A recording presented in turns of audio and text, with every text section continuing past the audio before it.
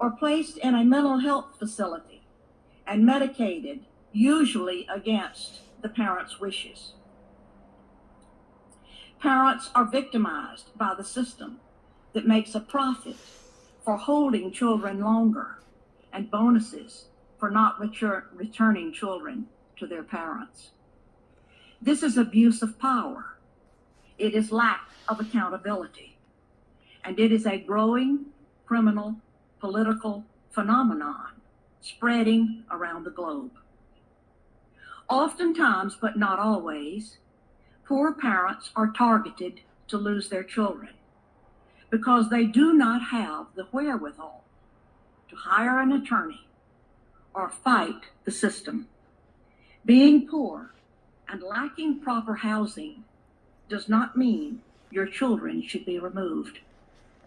CPS has redefined poor to mean psychologically inferior.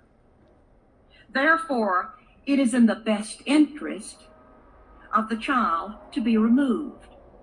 Best interest, of course, has also been redefined at the child's expense. It has been reported over and over that 6 times as many children die in foster care than in the general public.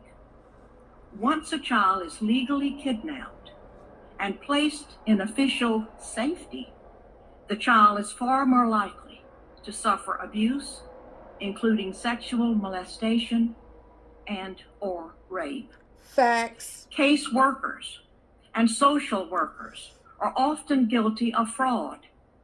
They withhold and destroy evidence, and they seek wrongly to terminate parental rights while being protected by state immunity.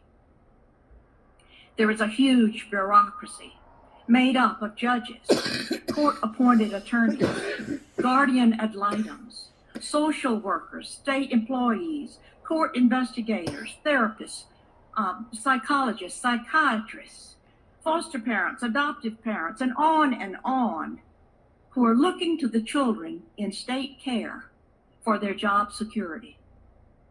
Judges have control over private living arrangements and income of 48.3 million Americans. The United States Census Bureau reported in 2002 that 40 billion in transfer payments were made between households of custody parents and other parents.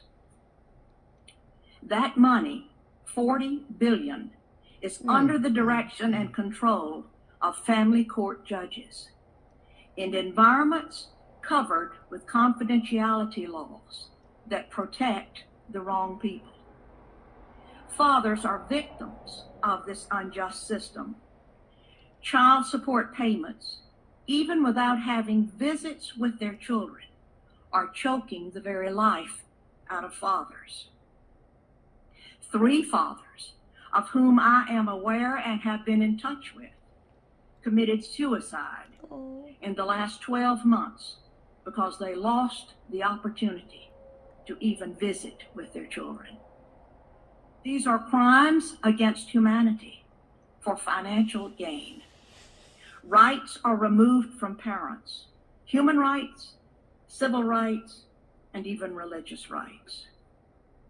One illustration of what took place in my district is that after so many calls, I decided to call a meeting in one of the counties of my own district. I personally called 37 families that had been in touch with me who had all lost their children, grandchildren. I had them meet me in the library one Saturday morning. We started at 9 o'clock and we ended at 9 o'clock. We had 50 families standing outside the door that could not get in. We didn't have time to talk with them. There was incredible anguish and profound suffering from these families.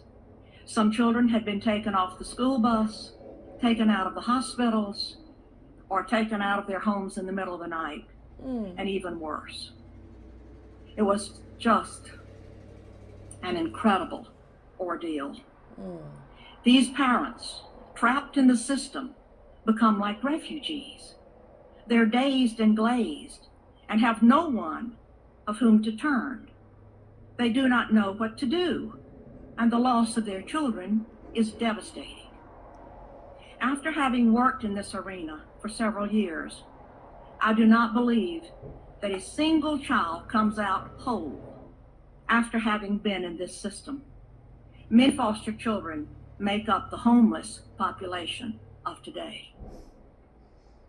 I introduced legislation, Senate Bill 415, in my last session. A substitute bill was written at the last minute by the chairman of the Judicial Committee. All the strong points of my bill had been compromised.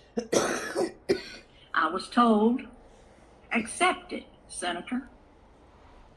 At least you will get some legislation passed. And I answered with, obviously, you do not know me. I did not come to the Capitol to get legislation passed. I came to make a difference.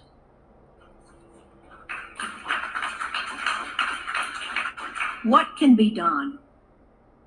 An independent audit should be called on every state of all Child Protective Services departments. I'm in touch with congressmen and state officials, and the door may be possibly opening very slowly. A federal congressional hearing is needed.